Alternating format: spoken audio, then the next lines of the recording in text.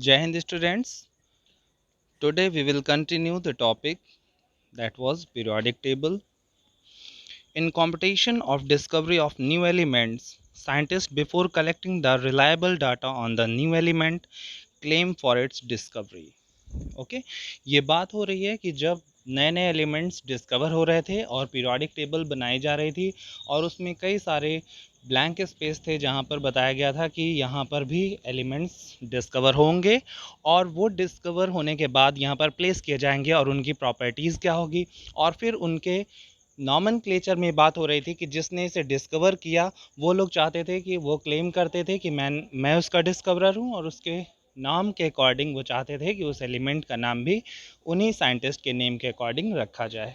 तो ये बात हो रही है वहाँ पे कि competition of discovery of new elements scientist before collecting the reliable data on new element claim for its discovery, यानी उनके पास अभी पूरी तरह से कंप्लीट डाटा भी अवेलेबल नहीं होता था एलिमेंट के लिए और वो क्लेम करते थे कि मैंने ये डिस्कवर कर लिया है और मैं आपको कुछ टाइम में ये प्रोवाइड कर दूंगा data.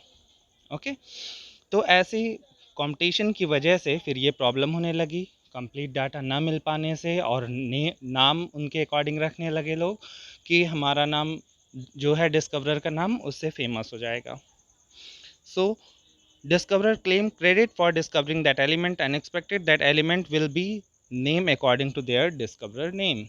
To avoid such problem, IUPAC has made recommendation that until a new element discovered, a systematic nomenclature be derived directly from the atomic number of the element. तो उन्होंने ये कहा कि अब जब हमें ये पता है कि एलिमेंट डिस्कवर होने वाले हैं तो उनके बारे में और कोई इन्फॉर्मेशन नहीं है लेकिन हमें एटॉमिक नंबर उसका पता होता है, तो IUPAC के अकॉर्डिंग उसका नॉमेनक्लेचर ऐसे किया जाएगा कि उसका जो एटॉमिक नंबर होगा उसके अकॉर्डिंग हम उसका नाम डिसाइड कर दें कि जो डिस्कवर होने वाला है उसका नाम पहले से डिसाइडेड होगा और वो IUPAC नॉमेनक्लेचर के अकॉर्डिंग होगा। ओके वो क्या है, कैसे वो डिसाइड किया जाता था, उसमें देखिए टेबल है बुक में आपके NCERT बुक से, notation for IUPAC nomenclature elements. ठीक है, तो जो एटॉमिक नंबर होता है उसके अकॉर्डिंग है, अगर ज़ीरो है तो उसके लिए नील, ठीक है, और नील को एब्रिविएशन यूज़ किया जाता है उसके लिए N, 1 अन यू है, 2 बाई बी, ट्राई टी, क्वाड्रियम जानते हैं आप, Q penta, P hex, H सेप्ट, S oct, O and 9 N E। तो आपको ये सब चीज़ें पता होनी चाहिए, पहले से आपको ये आइडिया होगा कुछ का और कुछ आपको याद करना, जैसे 9 का हो सकता है आपको ना पता हो, बाकी आपको बाई, ट्राई, नील, हेक्स, सेप्ट ये सब भी ऑक्ट भी पता होगा। ठीक है, तो इसे याद करना है, इससे रिलेटेड भी क्वेश्चंस आ सकते हैं। ओके अब देखिए यहाँ पर जैसे एटॉमिक नंबर बात कर रहे हैं क्योंकि हायर एटॉमिक नंबर वाले एलिमेंट्स ही उस टाइम डिस्कवर नहीं हुए थे, उन्हीं के चांसेस ज़्यादा थे कि उनके नॉमेनक्लेचर में प्रॉब्लम हो रही थी, इसलिए पहले से ये देखिए 100 अबव आपको यहाँ पर दिया हुआ है। ठीक है, और ये है IUPAC सिंबल, देखिए जैसे यहाँ पर मेंडलीवियम ये नाम दिया गया, ठीक है, नोबेलियम, लॉरेंशियम, रदरफोर्डियम ये नाम जो हैं ये IUPAC ऑफिशियल नेम है। और IUPAC नॉमेनक्लेचर जो पहले बताया गया था कि आप उनके एटॉमिक नंबर के अकॉर्डिंग पता कर सकते हैं वो ये है, जैसे 101 तो अन, नील, अन और IUM बाद में जोड़ देते हैं। ठीक है, किसी भी नॉमेनक्लेचर में IUM लास्ट में जोड़ देना था, तो 1 के लिए अन, नील, अन, यम, ओके, अननीलियम। फिर देखिए 110 का अन, अन, नील, यम, ओके। फिर 112 अन बायम, अन ट्रायम 113 के लिए।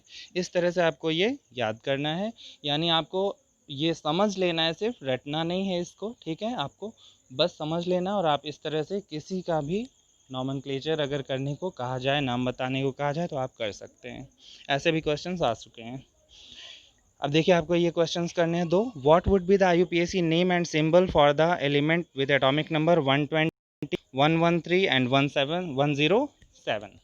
Next question is how would you justify the presence of 18 element in fifth period of the periodic table। ये जो आप जानते हैं periodic table, modern periodic table, उसी में बताना है आपको। ठीक है, इसका एक्सप्लेनेशन क्या है, ये कैसे किया जाएगा, इसके बारे में हम आगे बात कर रहे हैं। अब सबसे पहले अब बात हो रही है कि एटॉमिक नंबर पर जो पीरियोडिक टेबल बनाई गई मॉडर्न, उसमें इलेक्ट्रॉनिक कॉन्फ़िगरेशन पर भी डिपेंड होती है, ये भी बोल सकते हैं। कैसे? Electron in an atom is characterized by a set of 4 quantum numbers which connect the shell orbitals and filling of electron in it, यानी कि electronic configuration. The period indicates the n value valence shell, यानी n value जो होती है principal quantum number, period increases means next higher principal energy level, यानी ये कह रहे हैं कि अगर हम 1 2 3 4 5 6 7 ऐसे पीरियड्स में मूव करें तो नीचे आने पर साइज इंक्रीज होता है ग्रुप में, और पीरियड में नीचे आने पर साइज इंक्रीज होने का मतलब है कि शेल नंबर इंक्रीज होता है, यानी कि शेल नंबर इंक्रीज होने का मतलब कि प्रिंसिपल एनर्जी लेवल जो है वो हायर की तरफ इंक्रीज होता जाता है। Next period means new shell and all orbital of the shell filled which indicates the number of elements, यानी किस पीरियड में कितने एलिमेंट्स होंगे ये पता चलता है हमें कि कौन से शेल में कितने टाइप के ऑर्बिटल होते हैं। जैसे फर्स्ट में आपको पता है कि फर्स्ट में सिर्फ फर्स्ट शेल में 1s होता है, ओके, 1p या 1d पॉसिबल नहीं है। 2 में 2s 2p, 3 में 3s 3p and 3d f possible नहीं है, और 4 से f भी स्टार्ट हो जाता है, ठीक है। इस तरह से आप उसमें कितने नंबर ऑफ इलेक्ट्रॉन्स होते हैं उसके अकॉर्डिंग नंबर ऑफ एलिमेंट्स भी जज कर सकते हैं कि कितने होंगे, okay. 3d 4d series is transition series, okay. आपको पता है कि डी ब्लॉक एलिमेंट्स को हम ट्रांजिशन एलिमेंट्स भी बोलते हैं, ट्रांजिशन मेटल्स भी बोलते हैं, और उसमें सीरीज़ होगी तो फर्स्ट वाली जिसमें 3D में इलेक्ट्रॉन फिलिंग स्टार्ट होती है वो उसे हम बोलते हैं transition series, 3D transition series या 3D सीरीज़, और 4D वाले में नेक्स्ट वाले में 4D सीरीज़, और नेक्स्ट उसके बाद वाले में 4F भी फिलिंग स्टार्ट हो जाती है, जिसे हम उसके सारे एलिमेंट्स को लैंथेनॉइड्स बोलते हैं, ठीक है। लैंथेनम से स्टार्ट होता है इसलिए उसे लैंथेनॉइड, और एक्टीनियम से स्टार्ट होता है तो उसे एक्टिनॉइड्स बोलते हैं, जिसमें 5f ऑर्बिटल फिल होता जाता है, ओके। इसमें कितने एलिमेंट्स होंगे? 14। f में 14 इलेक्ट्रॉन्स होते हैं, और 4f एंड 5f को हम क्या बोलते हैं? इनर ट्रांजिशन सीरीज़, ठीक है। तो डी ब्लॉक को ट्रांजिशन सीरीज़ और एफ ब्लॉक एलिमेंट्स को इनर ट्रांजिशन सीरीज़ भी बोलते हैं। उसमें लैंथेनॉइड एंड एक्टिनॉइड्स याद रखिएगा। Elements of similar group have similar valence electrons. अब देखिए ग्रुप की बात करें तो ग्रुप का मतलब वर्टिकल कॉलम है, जिसमें अगर आप एलिमेंट्स में सिमिलैरिटीज़ देखते हैं कि एक ग्रुप या एक फैमिली के मेम्बर्स में कैरेक्टर्स में सिमिलैरिटी होती है, that is because of same number of electron present in outermost shell, यानी उसकी लास्ट शेल में जो इलेक्ट्रॉन नंबर होता है वो सेम होता है, और उसी की वजह से वैलेंसी सेम होने की वजह से, वैलेंस इलेक्ट्रॉन सेम होने की वजह से उनके प्रॉपर्टीज़ में सिमिलैरिटी होती है, उनके बिहेवियर में सिमिलैरिटी होती है। Outermost electron are in same orbital, so they can classify as s p d and f blocks, यानी आउटर मोस्ट इलेक्ट्रॉन जिस ऑर्बिटल में प्रेजेंट होता है वो सब, जैसे s फर्स्ट वाले में क्या क्या है? Hydrogen, lithium, sodium, potassium, okay. इसमें 1s1, लिथियम में भी S1 आता है, सोडियम में भी S1 आता है, और पोटेशियम में भी S1 आता है। उसमें शेल नंबर इंक्रीज होता जाएगा 1 2 3 4 ऐसे करके, ओके। ये आप चेक करिएगा, इनका इलेक्ट्रॉनिक कॉन्फ़िगरेशन लिखिएगा। तो लास्ट में S1 कॉन्फ़िगरेशन आता है, इसी से आप शो कर सकते हैं कि ये S ब्लॉक एलिमेंट्स हैं, यानी कि आउटर मोस्ट इलेक्ट्रॉन जिस ऑर्बिटल में प्रेजेंट होगा वो उसी ब्लॉक में रखा जाता है, यानी s ऑर्बिटल में है तो s ब्लॉक, p में है तो p ब्लॉक, d में है तो d, और f में है तो f, ओके। ऐसा माना गया है, बट इसमें भी कुछ एक्सेप्शंस हैं। जैसे यहाँ हम डिस्कस करें इसके बारे में तो दो एक्सेप्शंस हैं, specially hydrogen and helium. Hydrogen के बारे में आप जानते हैं, हाइड्रोजन में 1s1 इलेक्ट्रॉन है, ठीक है, बट इसकी प्रॉपर्टी अगर हम देखें तो मेटालिक में रखा गया था, लेकिन ये नॉन मेटालिक से भी मैच करती है इसकी प्रॉपर्टीज़। जैसे एक इलेक्ट्रॉन अगर ये गेन कर ले तो इसका कॉन्फ़िगरेशन हो जाएगा 1s2, ओके, यानी स्टेबल हो जाएगा। तो हैलोजन से इसकी प्रॉपर्टीज़ मैच करती हैं हाइड्रोजन की। तो कहा गया कि हाइड्रोजन एक एक्सेप्शन है जिसमें मेटालिक और नॉन मेटालिक बिहेवियर दोनों होता है। ये +1 और -1 दोनों प्रॉपर्टी शो करता है। और सबसे यूनिक बिहेवियर जो हाइड्रोजन का है वो क्या है कि इसमें न्यूट्रॉन्स नहीं होते। ओके, फिर हीलियम में देखिए क्या है। हीलियम में 1s2 है इसका इलेक्ट्रॉनिक कॉन्फ़िगरेशन। इसमें outer most electron s orbital में आ रहा है, तो ये s ब्लॉक में होना चाहिए था जैसे हमने अभी बात की थी, लेकिन ऐसा नहीं होता। यही एक्सेप्शन है कि ये किस ब्लॉक का मेंबर है, p।